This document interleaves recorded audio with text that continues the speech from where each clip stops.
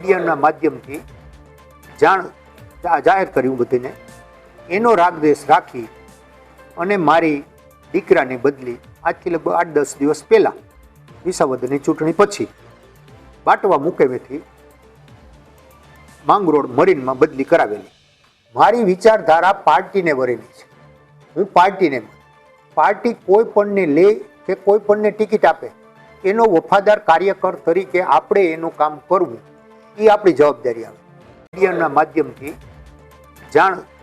જાહેર કર્યું બધાને એનો રાગદ્વેષ રાખી અને મારી દીકરાને બદલી આજથી લગભગ 8-10 દિવસ પહેલાં વિસાવદરની ચૂંટણી પછી બાટવા મુકેમેથી માંગરોળ મરીનમાં બદલી કરાવેલી. મારી વિચારધારા પાર્ટીને વરેલી છે. હું પાર્ટી કોઈ પણને લે કે કોઈ પણને ટિકિટ આપે એનો વફાદાર કાર્યકર તરીકે આપણે એનું કામ કરવું એ આપણી જવાબદારી આવે.